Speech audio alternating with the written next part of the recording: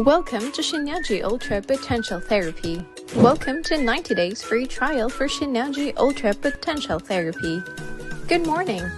Ako si Sienna, Junior Presenter. Welcome to Shinyaji Ultra Potential Therapy. The greatest wealth is health. Sa mundo ngayon, mas mahalaga ang kalusugan kaysa sa kayamanan. Kung ang isang tao ay hindi nag-aalaga sa kanyang sarili, maaari siyang makakuha ng iba't ibang mga sakit. Kahit pa tayo ay mag-iingat ng maigi sa ating pangangatawan, patuloy pa rin tayong sinusundan ng anumang uri ng sakit. Kahit uminom pa tayo ng vitamins at gamot, dadapuan pa din tayo ng iba't ibang uri ng karamdaman. Ilan nga sa pangkaraniwang sakit na ito ay sakit ng ulo, lagnat, ubo, sipon, at pagkahilo. Ang immune system ng isang tao ay siyang tagaprotekta ng ating katawan upang hindi tayo magkasakit. Ang immune system ng isang tao, ayon sa pananaliksik, ay lumalaban sa maraming uri ng impeksyon at sakit na maaaring pumasok sa ating katawan. Maraming paraan ang ating immune system upang mahanap, makilala, at para mapatay o masugpo ang mga foreign objects na hindi naman dapat na nasa katawan ng isang tao, katulad ng bacteria, fungi, viruses, o mga cell na sumisira sa katawan ng isang tao, na ang dahilan nito ay pagkahina ng natural na kuryente sa loob ng ating katawan. Alam mo ba na ang bawat isa ay may natural na kuryente sa loob ng kanilang katawan? Napatunayan ng isang scientist na si Benjamin Franklin na ang lahat ng tao ay may natural na kuryente sa loob ng katawan. Sino si Benjamin Franklin? Siya ang unang scientifico na natuklasan na ang kuryente ay umiiral sa labas ng ating mundo, na doon pala tayo nakakakuha ng natural na kuryente, na kung bakit noong araw ay mahaba ang buhay ng mga tao noon kaysa sa panahon ngayon. Sa lifestyle ng tao, doon tayo nagkakaroon ng iba't ibang klase ng sakit na lumalaganap sa buong mundo, tulad ng diabetes, high blood pressure, sakit sa puso, at iba pa, sa kadahilanan ng pagbaba ng natural na kuryente sa katawan. Kung bakit mabilis tamaan ng sakit ang isang tao. Ngayon, gumawa si Benjamin Franklin ng isang napakalaking saranggola na may garapon sa gitna ng string. Pinalipad niya ito at ang kidlat mula sa labas ng lupa ay tumama sa saranggola at ang banga ay lumiwanag hanggang ipinagpatuloy ito ni Michael Faraday at pinag-aralan na ang dapat maabsorb ng katawan ng tao at naipasa sa mga technology na meron tayo ngayon tulad ng cellphone, computer, TV, radio, at iba pa na naging dahilan kung bakit wala na tayong maabsorb ng natural na electric energy. Ngayon ang pagkakataon na kailangan tangkilikin natin at walang iba kundi ang Shinyaji Ultra Potential Therapy na nagproproduce ng natural na kuryente na kailangan ng ating katawan. Paano gumagana ang Shinyaji Ultra Potential Therapy? Ang Shinyaji Ultra Potential Therapy ay naglalabas ng kinetic bioelectric energy at libu-libong negative ion na inaabsorb ng ating katawan habang tayo ay gumagamit ng Shinyaji Ultra Potential Therapy. Ang Shinyaji Ultra Potential Therapy ay bumubuo ng kinetic bioelectric energy na responsable para sa pagkumpuni ng 200 na iba't ibang uri ng mga selula sa ating mga katawan. Ang negative ion ang may pananagutan sa pagsasaayos ng mahina at nasirang mga selula sa ating katawan. Ang katawan ng isang tao ay binubuo ng mahigit kumulang 60 trillion of cells ng ating katawan. Ilan lang dito ang skin cell, red blood cell, egg cell, sperm cell, white blood cell, stem cell, hair cell, at iba pa. Kapag nasira ang body cell, masisira ang tissue, masisira ang organs, kaya tayo nagkakaroon ng iba't ibang uri ng sakit. Sa tulong ng Shinyaji Ultra Potential Therapy na nagproproduce nito, ang kinetic bioelectric energy at negative ion na siyang tumulong para ayusin at makarecover ang mga nasirang cell upang maging malusog ang ating pangangatawan. Dahil kapag naging malusog ang ating cell, magiging malusog ang ating tissue. Kapag malusog ang ating tissue, magiging malusog ang ating organs, unti-unting magiging malusog ang ating buong katawan. Ano-ano pa ang makukuha natin sa paggamit ng Shinaji Ultra Potential Therapy? Dahil ang Shinaji Ultra Potential Therapy ay nagproproduce ng kinetic bioelectric energy na may kakayahan itong pumasok sa maliliit na ugat at nagre-create ito na tinatawag na ultra tiny vibration upang bakbakin ang mga baradong ugat na nagsasanhi ng pagkamanhid ng paa at kamay, paglabo ng mata, pananakit ng dibdib, at dahilan ng pagkakaroon ng sakit sa puso. Sino ang maaaring makinabang sa Shinaji Ultra Potential Therapy? Lahat ng miyembro ng pamilya na gustong maging malusog at masaya dahil pinapalakas ng Shinaji Ultra Potential Therapy ang immune system ng bawat isa. Sa mga batang nag-aaral na wala sa focus at laging pagod, bakit? Maaaring mapabuti ng Shinaji Ultra Potential Therapy ang focus at alertness. Dahil ang Shinaji Ultra Potential Therapy ay nakakapag-regenerate ng brain cells. Para sa mga matatanda na gustong mabuhay ng mas matagal, ibalik ang mga nasirang selula at maiwasan ang mga sakit. Bakit? Ang Shinaji Ultra Potential Therapy ay tinutulungan niyang i-repair at i-recover ang mga na-damage nating cells para manumbalik muli ang ating malusog na pangangatawan. Dahil kapag nagkakaedad ang isang tao, ay unti-unting nasisira ang cells dahil sa mga maling pamumuhay nito. Sa mga taong nakatira sa syudad, bakit? Ang mga taong nakatira sa mga lungsod ay karaniwang humihinga ng maruming hangin.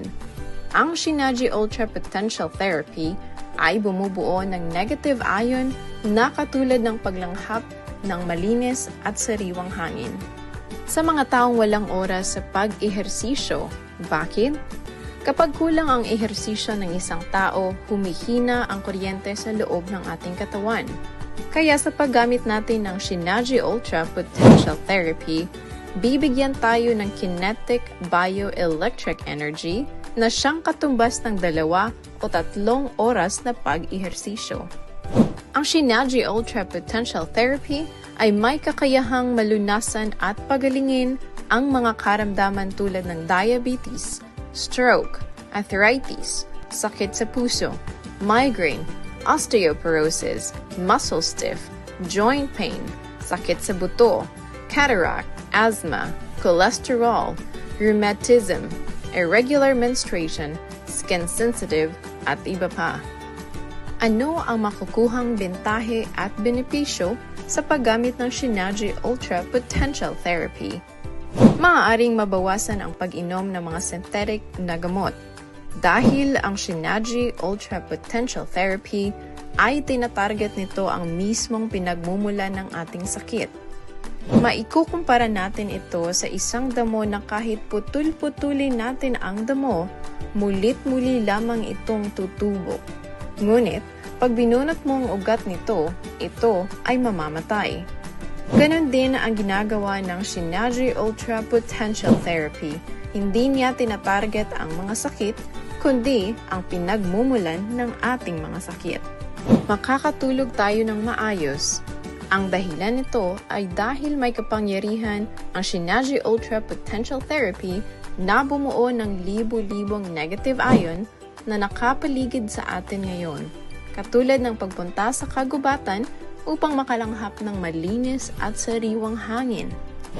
Kaya napapansin ninyo na habang kayo ay gumagamit ng Shinaji Ultra Potential Therapy, makakaramdam kayo ng pagkaantok habang tayo ay nakaupo. Mas nagiging malakas ang ating pangangatawan at nararamdaman natin na para tayong bumabata. Dahil ang Shinaji Ultra Potential Therapy ay may kakayahan pagandahin ang sirkulasyon ng ating dugo. Kaya napapansin ninyo, yung mga bata di sila mabilis mapagod kasi maganda pa ang sirkulasyon ng kanilang dugo. Kapag tayo ay tumatanda, lumalapot ang ating dugo, kaya tayo nagkakaroon ng iba't ibang klaseng sakit. Nagiging magana tayong kumain dahil ang Shinaji Ultra Potential Therapy ay mabilis niyang dinidistribute ang vitamins, minerals, at energy sa ating katawan. Mas mabilis humaba ang ating buhok at kuko dahil ang Shinaji Ultra Potential Therapy ay may kakayahang magbigay ng kinetic bioelectric energy na katumbas ng 2 o 3 oras na pag-ehersisyo. Dahil kapag ang tao ay galaw ng galaw, mabilis mag-produce ang ating katawan ng healthy cells. Ano ang dapat gawin habang gumagamit ng Shinaji Ultra Potential Therapy? Uminom ng alkaline water bago mag-therapy at pagkatapos mag-therapy upang mas mabilis mailabas ang mga dumi sa loob ng ating katawan. Paglilinis sa loob ng ating katawan.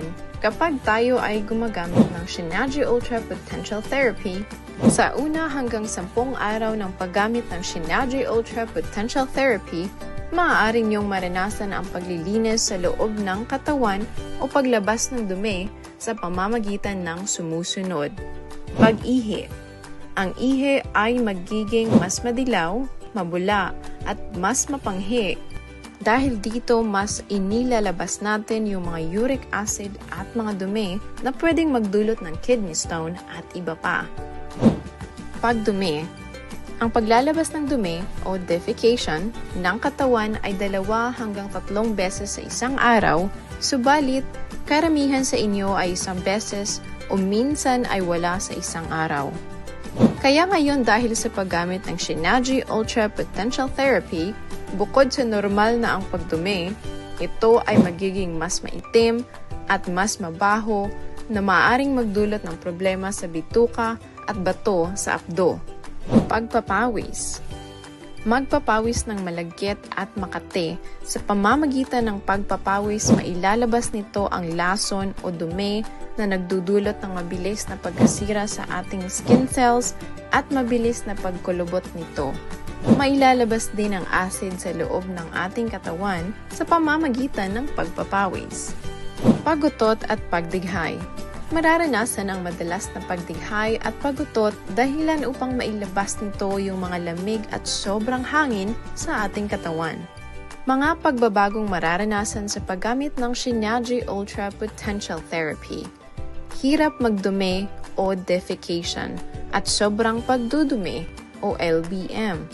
Sa paggamit ng Shinaji Ultra Potential Therapy, pwedeng makaranas ng konting pagbabago o pag-a-adjust ang inyong metabolisms dahil pumapasok na sa ating katawan ang kinetic bioelectric energy. Pagkaantok. Ang isang tao ay inaantok. Nakakaramdam tayo ng pagod dahil ang ating mga katawan ay na-infuse ng kinetic bioelectric energy na katulad ng 2 hanggang 3 oras na pag-ehersisyo. Ngunit sa pamamagitan ng pag-ehersisyo, gumagaan ang ating pakiramdam at babalik ang ating 80% na sigla at normal na tayong makakatulog sa araw-araw. Pagkaduwal. Maaaring makaranas ng pagkaduwal o pagsusuka dahil di sanay ang katawan natin sa Shinaji Ultra Potential Therapy na ginagamit natin. Tayo ay pansamantalang makakaranas ng pagsusuka, subalit ito ay di mararanasan ng pangmatagalan kaya't huwag mabahala, pagkatapos nito ay giginhawa na ang inyong pakiramdam. Pagkahilo. Panandali ang pagsakit ng ulo o pagkahilo ay isa lamang sa dahilan habang gumagamit ng Shinaji Ultra Potential Therapy, ngunit pagkatapos nito ay giginhawa na ang inyong pakiramdam. Ang tamang oras ng paggamit ng Shinaji Ultra Potential Therapy ay pagkagising sa umaga, dahil ang dugo natin ay malapot na naging sanhi ng pagbaba ng kuryente sa ating katawan. Kapag patuloy tayong hindi nakakapag-ehersisyo, bumababa ang natural na kuryente sa ating katawan, kaya gumagamit tayo sa umaga ng Shinaji Ultra Potential Therapy, yung kinetic bioelectric energy at mas nadadagdagan ang lakas ng ating katawan. Maganda din ang Shinaji Ultra Potential Therapy sa gabi bago matulog, dahil ito ang oras para ma-repair at ma-recover ang mga cells sa ating katawan. Maraming salamat po sa inyong pagtitiwala at pagtangkilik sa Shinaji Ultra Potential Therapy Wellness Center.